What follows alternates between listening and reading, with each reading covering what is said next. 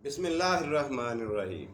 ناظرین، آج 28 مئی ہے، اتوار کا دن، سال 2023، صبح کا وقت، بہترین صبح، خوبصورت صبح، اور آپ کا اپنا میزبان جاوید اقبال آپ کی خدمت میں حاضر ہے۔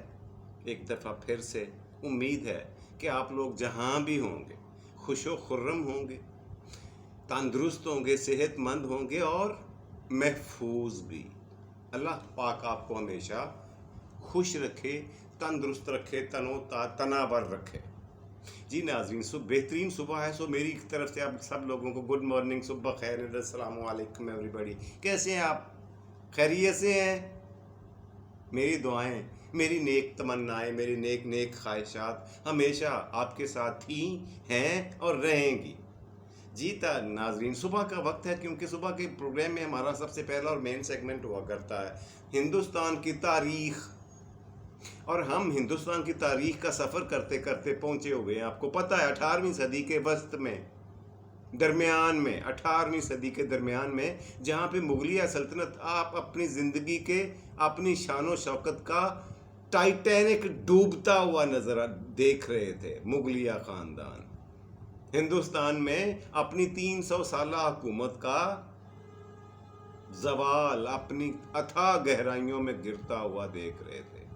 ہوا کیا تھا، میں نے آپ کو پچھلی قسطوں میں بتا چکا ہوں کہ 12واں بادشاہ، ویسے تو چھ پہلے جو نامور بادشاہ سے، ناظرین میں پھر سے ایک دفعہ ریپیٹ کر دوں، کئی دفعہ بتا چکا ہوں کہ 300 سال تک مغلوں نے ہندوستان پر حکومت کی ہے، اور لیکن ان میں سے پہلے 6 بادشاہ یہ ایسے تھے جن کا پوری طرح سے ہندوستان پر کنٹرول تھا، ہینڈل کیا ہوا تھا، انہوں نے پورا رعب اور دبدبہ اور اپنا قابو میں رکھا ہوا تھا ہر چیز کو۔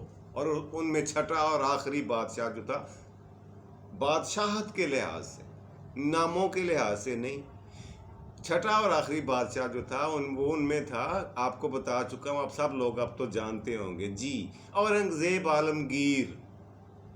اس کے بعد پھر باجا بچ گیا، پھر کبھی آدھا ہندوستان، کبھی ایک علاقہ، کبھی دوسرا علاقہ مغلوں کے قبضے میں رہا، لیکن برائے نام یہ سلسلہ چلتا رہا۔ 300 سال بھی مکمل ہوئے اور 15 نام بھی مکمل ہوئے، 15 کی گنتی بھی پوری ہوئی، مگر نہ ہونے کے برابر۔ ان کا کنٹرول ہی نہیں تھا، ان کی کوئی سنتا نہیں تھا۔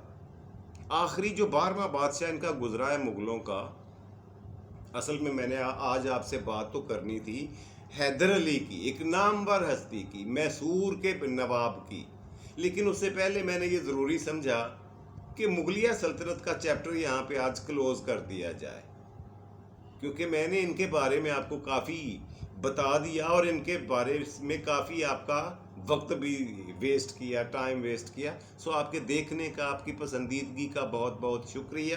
مگر وہ حیدر علی صاحب کو ڈسکس کرنے سے پہلے یہ بتاتا چلوں کہ 12واں بادشاہ نادر جو بیٹھا ہوا تھا، محمد شاہ، مغلیہ سلطنت کا 12واں بادشاہ، اس کو اس کی پہلے دیگر گوں اور زبوں علی کا شکار تھی اس کی حکومت، اور اس کے ترہ امتیاز یہ ہوا، سونے پہ سہاگا یہ ہوا کہ افغانستان کا بادشاہ نادر شاہ، میں آپ کو بتا چکا ہوں کہ اس نے 1747 میں ہندوستان پر حملہ کیا اور رہی صحیح کسر اس نے نکال دی۔ یہ 1739 کی بات ہے، 1739 عیسوی۔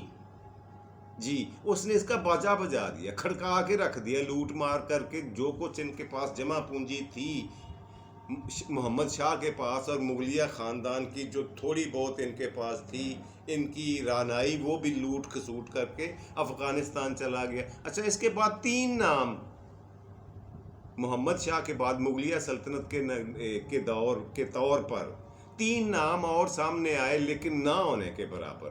ایک کی آنکھیں نکال دی گئیں، ایک کو قتل کر دیا گیا، اور ایک روح پوش ہو گیا، آج تک ملا ہی نہیں۔ سو مغلیہ سلطنت کا ایک عروج کا دور یہاں پہ آ کر 18ویں صدی کے وسط میں ٹائٹینک کی طرح زیر آب چلا گیا۔ جی ناظرین، یہاں پہ ان کا تقریباً تمت بالخیر بلکہ خاتمہ ہو جاتا ہے مغلوں کا۔ اب اگلے جو 20 سال ہیں ناظرین وہ بڑے انٹرسٹنگ ہیں. یہ 1747 میں اس کا انتقال ہوا کس کا؟ محمد شاہ کا. اور 1747 سے لے کر 1767 تک 20 سال کا ایرا جو تھا دور انتہائی طوائف الملوکی کا دور تھا، جہاں جس کا زور چلتا وہی بادشاہ، وہی نواب. مائٹ از رائٹ، جس کی لاٹھی اس کی بھینس. پورے ہندوستان میں یہی ہو رہا تھا. ہو کیا رہا تھا؟ ادھر جو انگریز کمپنیاں تھیں وہ تجارت کے ذریعے مال بنانے میں مصروف تھیں. انہوں نے دونوں ہاتھوں سے تجارت کے ذریعے بھرپور فائدہ اٹھایا. ہندوستانی تجارت سے یہاں سے تک کی درآمدات اور برآمدات کو اپنے ہاتھ میں لے کر وقت کا اور حالات کا بخوبی فائدہ اٹھایا. ہندوستان کو پوری طرح سے انہوں نے ایک طرح سے یہ کہیں کہ یہاں سے اپنی بادشاہت کو مضبوط کیا مالی لحاظ سے، اور اپنی فوجی طاقت بھی یہاں پہ رکھی. وقتاً فوقتاً مقامی راجاؤں کے لیے اپنی فوج بھی بھیجا کرتے تھے، مگر براہ راست کسی سے جنگ کرنے کی بجائے، کہیں الجھنے کی بجائے انہوں نے اپنی تجارت پہ ساری توانائی صرف کی، وہیں پہ اپنی توجہ مرکوز رکھی، اور اس کا فائدہ انہیں ڈھیروں ہوا. اب انہی دنوں کی بات آپ کو سنانا جا رہا ہوں. انہی دنوں میں ہوا یہ کہ کرناٹک کا ایک بہت بڑی ریاست تھی. واپس آتا ہوں اپنے ٹاپک پہ، حیدر علی کے اوپر. کون نہیں جانتا حیدر علی کے نام کو؟ نواب آف میسور بچہ بچہ جانتا ہے. ایک بہادر مسلمان لیڈر تھا، میسور کا راجہ بنا، نواب بنا، بادشاہ بنا. اس کی ابتدائی حالات مختصراً آپ کی خدمت میں پیش کرتا ہوں، لیکن یہ الفاظ، یہ خیالات میرے نہیں ہیں، یہ ذہن میں رہے. یہ مورخین کے ہیں، اور خاص طور پر جو فارنرز ہیں، جو بیرون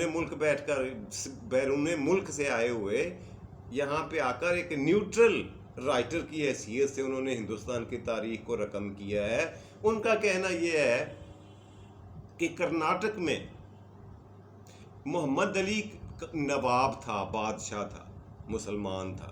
انہی دنوں میں کیا ہوا کہ کرناٹک میں ایک بچہ، ایک سپاہی، مسلمان سپاہی کے گھر میں ایک بچہ پیدا ہوتا ہے. اور یہ تاریخ تھی اس وقت جی، جب یہ بچہ پیدا ہوا تو یہ تاریخ میں ابھی 1706 جی اس کی تاریخ پیدائش تھی. ایک مسلمان بہادر سپاہی کے گھر میں پیدا ہونے والا بچہ جس کا نام تھا حیدر علی. اچھا یہ پکا اس نے اسکول کا منہ نہیں دیکھا. مزیداری کی بات ہے، تعلیم اور علم اس کو چھو کر بھی نہیں گزرا، الف بے پہ لکھنا بھی نہیں جانتا تھا. مگر نوجوان جب ہوا، جو شیلا تھا، لڑاکا تھا، ذہین تھا اور شاطر تھا. یہ 4-6 ایسی خوبیاں تھیں جو ہر انسان میں نہیں ہوتی. پھرتیلا تھا، لڑائی میں، جنگ میں، اپنے باپ کو دیکھتے ہوئے، اپنے باپ کے نقش قدم پر چلتے ہوئے اس نے سپاہ گری یعنی تیر و تلوار اور نیزہ بازی میں مہارت حاصل کی. ابھی نوجوانی کا عالم تھا کہ اس نے، اب یہ نیوٹرل امپائر کہہ رہے ہیں کہ اس نے قزاقی کا، ڈکیتی کا، لوٹ مار کا کام شروع کیا. کیسا ہے؟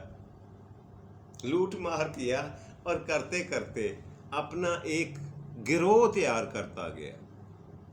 جیسے جیسے اس نے مال کمایا، پھر یہ کیا کہ دوسرے قرب و جوار کے دوسرے ڈکیتوں چوروں کو اپنے پاس پناہ دینا شروع کر دی، اور اب انہیں اپنے پاس رکھ لیا کہ جاؤ تم بھی ڈکیتیاں اور لوٹ مار کرو، میرے پاس مال لاؤ، میں تمہیں اس میں سے کمیشن دوں گا. اور بدلے میں، اچھا ان کو تنخواہ نہیں دیتا تھا، ان کو لوٹے ہوئے مال میں سے کمیشن ملا کرتا تھا، اور معاوضے کے طور پر ان کو تحفظ دیتا تھا، پناہ دیتا تھا، اور دشمنوں سے، حملہ آوروں سے بچاتا تھا. یہ کام اس کے ذمے حیدر علی کے، اور لوٹ مار کا بازار گرم کرنا جو تھا وہ اس کے حواریوں کے حوالے، اس کے لشکر کے حوالے. اچھا ناظرین، وقت گزرتا گیا، جیسے جیسے وقت کا پہیہ گھومتا گیا ویسے ویسے اس کا لشکر بھی بڑا ہوتا گیا حیدر علی کا. اب اتنا بڑا ہو گیا، لشکر میں اتنے زیادہ لوگ شامل ہو گئے کہ پنڈ کے پنڈ، دیہات کے دیہات، آبادیاں کی آبادیاں، گاؤں کے گاؤں راتوں رات لوٹ کر آسانی سے لے آتے تھے، اور کسی میں یہ جرت، ہمت اور طاقت تھی نہیں کہ ان کا رستہ روکتا، اس لیے کہ انگریز سرکار اپنی تجارت میں مگن تھی، اسے ادھر سے فرصت نہیں تھی، اس کی جانے بلا، جائے جہنم میں سارا کچھ، کوئی لوٹتا ہے، کوئی لٹتا ہے، کوئی مارتا ہے، کوئی مرتا ہے، تو جائے جہنم میں، اسے بس اپنے کام، وہ مجھے شعر یاد آ رہا ہے، دریا کو اپنی موج کی طغیانیوں سے کام، دریا کو اپنی موج کی طغیانیوں سے کام، کشتی کسی کی پار ہو یا درمیان رہے۔ یہ بالکل سیم یہ شعر صادق آ رہا تھا یہ انگریز سرکار پہ، کہ ان کو صرف اور صرف اپنے مستقبل، اپنے کاروبار، اپنی تجارت، اپنی درآمدات و برآمدات پر پوری طرح سے پوری مگن ہو کر وہ توجہ کے ساتھ یہ کام کر رہے تھے، دائیں بائیں کیا ہو رہا ہے، جائیں جہنم میں سارا کچھ۔ محمد علی صاحب تھے کرناٹک کے نواب ان دنوں میں، اور میسور میں رہنے والا یہ نوجوان لڑکا جس نے بہت بڑا لشکر تیار کر لیا تھا، اور اس کے لشکر کی جو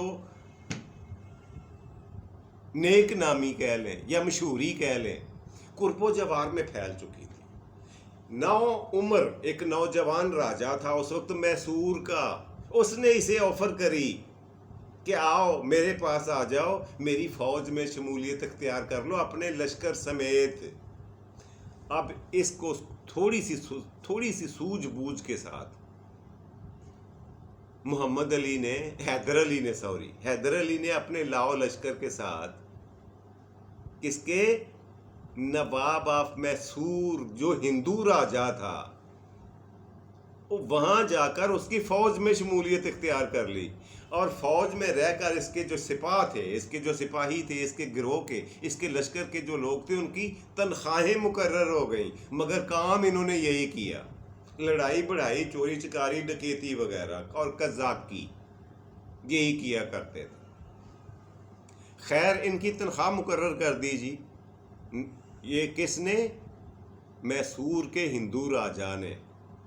اب دیکھیں یہاں پہ قسمت کا چکر کیسے گھومتا ہے، پہیا کیسے گھوما۔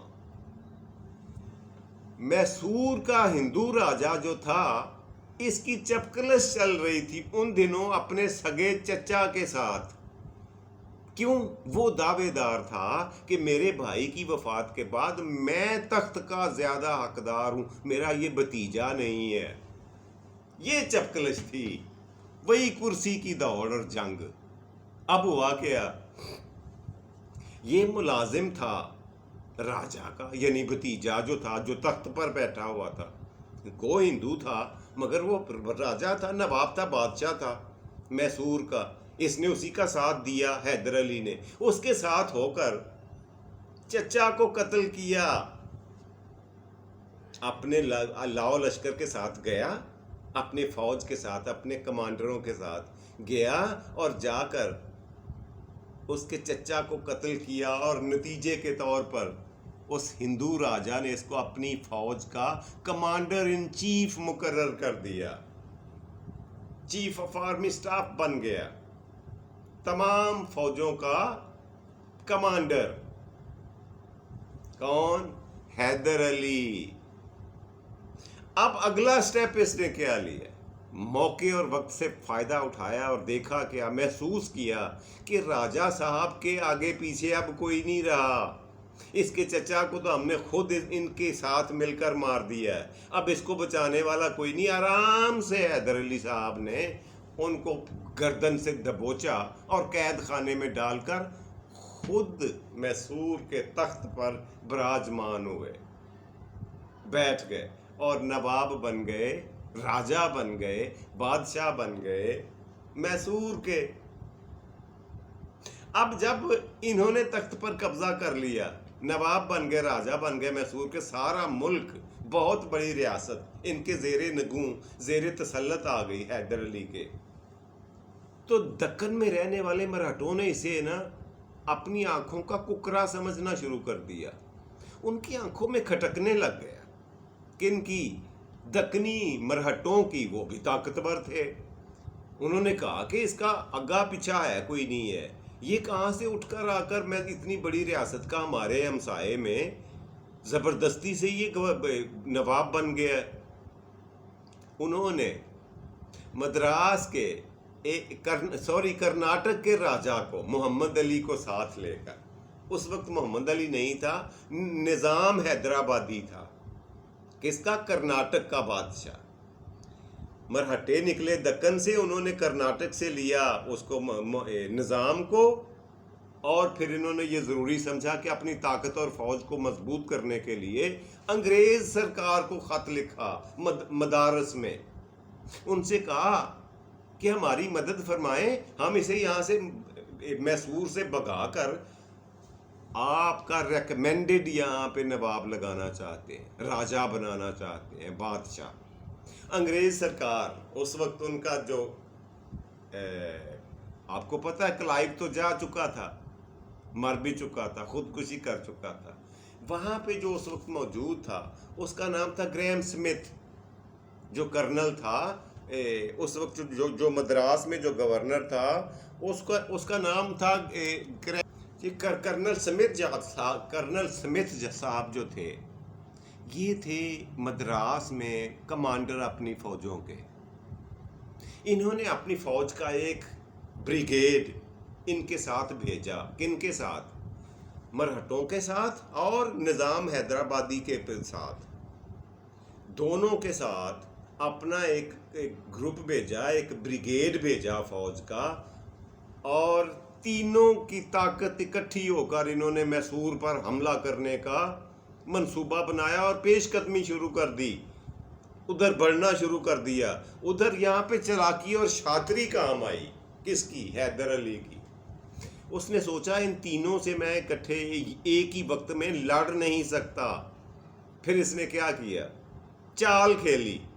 اس نے سب سے پہلے مرہٹوں سے رابطہ قائم کیا اور ان کو کچھ دے دلا کر، ان کو سونے اشرفیوں کے جواہرات، موتی اور قیمتی تحائف دے کر ان کو فوج سے علیحدہ کیا، اور انہوں نے رستے سے ہی واپسی کی راہ لی. وہ چلے گئے. باقی رہ گیا جی نظام حیدرآبادی، جو میں نے آپ کو بتایا کرناٹک کا. اس کے ساتھ اس نے صلح کر لی. صلح.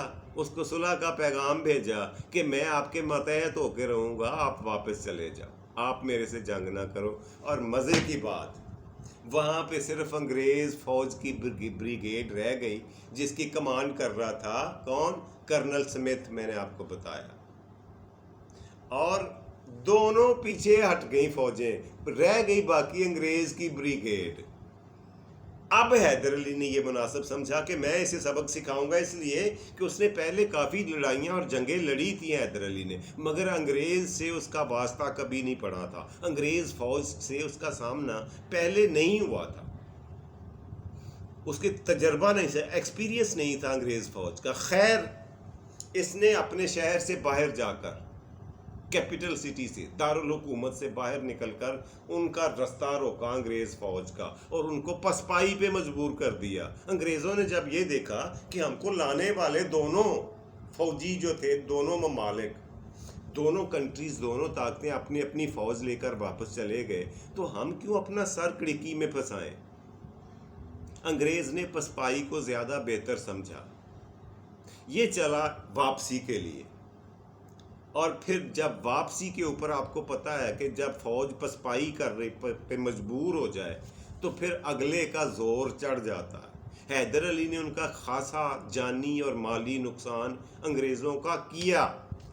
ایک جگہ نہیں، دو جگہ نہیں، 3 جگہوں پر ان کو گھیر کر، ان کو گھیرے میں لے کر انگریزوں کو، فوجوں کو بے دردی کے ساتھ ان کا قتل عام کیا.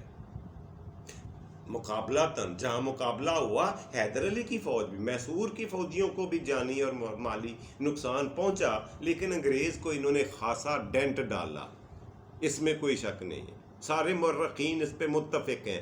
خیر وہ واپس چلا گیا، مدراس چلا گیا اپنے بچے کھچے فوجی لے کر، کرنل سمتھ، اور وہاں جا کر اس نے ماجرا سنایا، اور اس کا پیچھا کرتے کرتے حیدر علی بھی مدراس پہنچ گیا، اور اس نے کہا جا کر قلعے کا مدراس کا محاصرہ کیا، اور انگریز کو بولا کہ یا تو میرے ساتھ جنگ کر لو یا پھر ہتھیار ڈال لو، میری حکومت کو، میری نوابی کو، میری بادشاہت کو تسلیم کر لو.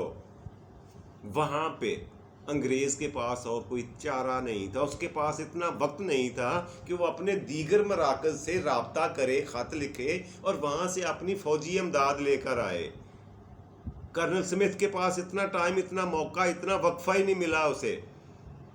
خیر اس نے جناب مجبوراً چاروں نہ چار اس نے معاہدہ اور صلح نامہ تحریر کیا حیدر علی کے ساتھ، اور حیدر علی فاتح کی حیثیت سے جشن مناتا ہوا، دڑنگے مارتا ہوا واپس پہنچا میسور، اور وہاں پہ ایک بہت بڑے جشن کا انتظام کیا اپنی فتح کی خوشی میں. یوں یہاں تک میرا خیال ہے آج روک لیتے ہیں، اس لیے کہ اس سے آگے جو شخصیت آپ کے سامنے میں پیش کرنے جا رہا ہوں نا، وہ بڑی تاریخی اہمیت کی عامل ہے. وہ تھا جی ہندوستان کا پہلا لارڈ گورنر جنرل، اس کا نام تھا وارن ہیسٹنگز. وارن ہیسٹنگز، میں آپ کو لکھ کے دکھا دوں کہ سمجھ آ رہی ہے. وارن ہیسٹنگز یہ پہلا گورنر جنرل تھا ہندوستان کا. اس پرسنالٹی کے بارے میں، اس کا انٹروڈکشن اور اس کے ابتدائی حالات میں نے آپ کو بتانے ہیں، اور پھر وہ وقت تھوڑا لمبی ہو جائے گی ویڈیو، اور آپ اکتاہٹ کا شکار، بوریت کا شکار ہو جائیں گے. اس لیے میری خواہش ہے کہ آج کے چیپٹر کو، آج کے پروگرام کے پہلے سیگمنٹ کو یہیں پہ کلوز کر دیتے. کیا خیال ہے آپ؟ روک دیتے ہیں اسے. اب ہیسٹنگ کی، وارن ہیسٹنگ کو اگلے پروگرام تک روک کے رکھتے ہیں. جی ناظرین، یہ تھا آج کے پروگرام کا پہلا اور مین سیگمنٹ، یہیں پہ کلوز ہوا. آج کے پروگرام کے اور آپ کے فیوریٹ سیگمنٹ کی طرف بڑھتے ہیں، سیکنڈ سیگمنٹ، اور وہ ہوا کرتا ہے آج کا لفظ. جی آج کا لفظ جو میں آپ کے لیے لے کے آیا ہوں وہ بھی بڑے مزے، بہت خوبصورت لفظ ہے جو میں آپ کو دکھاؤں گا. خندق کا لفظ کس نے نہیں سنا ہو؟ خندق، یہ لکھ کے دکھانا پڑے گا. خندق کا مطلب ہم کیا لیتے ہیں؟ خندق کا مطلب لیتے ہیں کھائی، گڑھا یا کھائی، کوئی گہرائی والی جگہ جو اونچائی سے، جہاں کوئی بندے کو جہاں سے گرنے کا اندیشہ، اسے خندق کہتے ہیں، ہے نا. یہ ایک تو یہ بتا دوں کہ یہ فارسی کا لفظ ہے خندق، یہ والا خندق. اب میں آپ کو بتانے یہ جا رہا ہوں آپ کے علم میں اضافے کے لیے کہ یہ لفظ خندق بگڑ کر بنا ہوا ہے. فارسی زبان کا اصل لفظ تھا کندق.